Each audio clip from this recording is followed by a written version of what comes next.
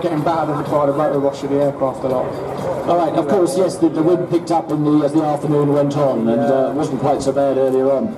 So you can see there's just underneath where the helicopter is, we've got some smoke in the water there. The role of the RAF Sea King is search and rescue, so it's in which role, this one is from number 22 Squadron at RAF Wattisham, and the role is to provide a search and rescue capability 365 days a year, 7x24, for downed aircrew. That obviously also does take part in maritime rescues as well. So Mark, this was you yesterday. What's it like when your feet first touch the water?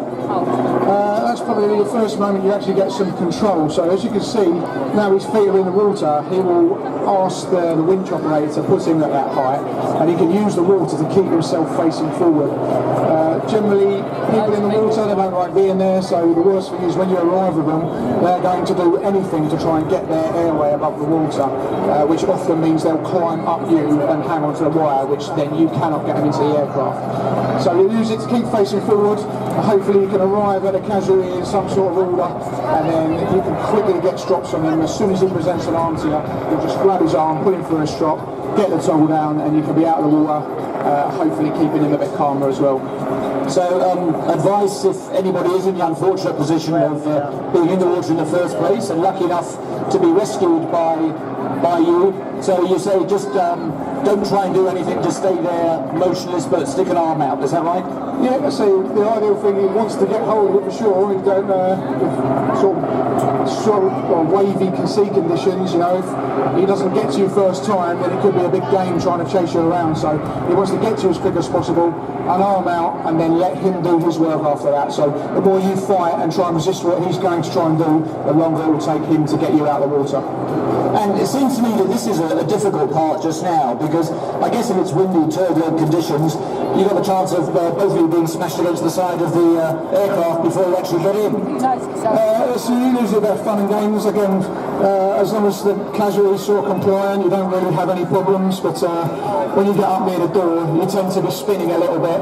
I have to try and get hold of the aircraft, stop us spinning, and then we can go up the last bit of towards the top of the arm in some sort of control room, and then the guy on the door, the winch operator, he will assist me bringing a casualty on board. Okay, excellent stuff. So we've got one casualty safely on board. So in a real life situation, if it was just one person in the water. The last couple of days, but also it is a very good training exercise for everybody concerned. So Mark, we've got your namesake, I've got your namesake, but I was doing a job you were yesterday, he's back in the water now.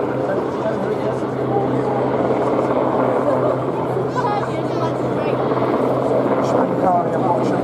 That one there today is a friend of mine, Miles' son, Simon Miles. He's been there about a year and a half. He's progressing real good training. He's only paramedic pathway, so he'll be a paramedic to come back. I'll take as many points as I can today to correct him as soon as I get back to work. The mistakes he made, so I'm watching now. But it seems to be doing a pretty reasonable job from what I can see. And I must admit, this bit looks the most fun of all to me. It really is just walking on the water, isn't it? Like one of the games that we've got up here in the exhibition area. It's nice when you get down to that part. Everything goes wrong with things. You have a lot of fun to do. But it's just nice to be in control. As soon as you get in the water, it's pretty good to be able to do all the stuff you're trained to do. So have you been involved in real rescues yourself? Yeah, I've been at Wattisham. So Wattisham was my first operation really. I've been there about 3 years now. I've done quite a few rescues now off the coast, people in the water, people on sailing boats, getting unfavorable conditions, all sorts of stuff really. The cross-section of what we get is very, very varied. We go out to the rinks quite a lot, people sick, big workers, things like that. It's mainly the offshore stuff where we come into our own in this area.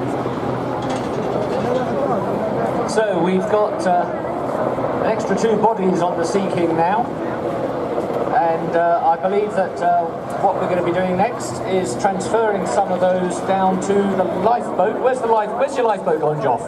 Just on the sea that the boat's heading up now. So you're actually your role is in the RNLI as a helmsman. So have you done this yourself? You're formated on the helicopter? Yeah, I've done this many times. I've completed it with Mark as basically the role of being a helm is the way you approach the helicopter. You're looking up at all times. If you focus ahead, you tend to drift off. You have to focus in the helicopter, not look at the winchman, and just come in at a slight 45-degree angle from behind, staying away from the downdraft. Now, that transfer was effected very quickly. Mark, if I may say so, even quicker than you yesterday, I think. What's all that about? Yeah, I know how difficult it is just stepping onto a boat from a quayside or something like that if it's bobbing up and down. But that looked absolutely amazing.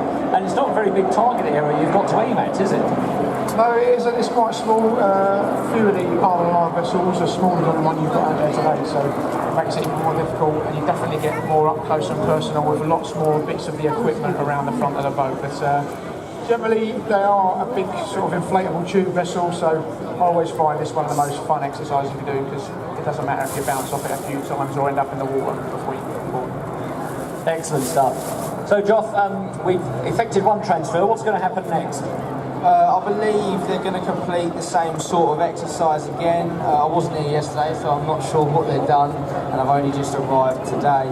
But I believe they're going to do the same as what you've just seen. The helicopter will hover, and the lifeboat will now come in and do a slow speed transfer. And the sea, you know, pretty calm at the moment, not too strong a wind, which from what Mark said is maybe not ideal for the winchman, because the downdraft can affect him. But I would imagine this must be even more challenging in rough seas. Have you ever had to do anything like that?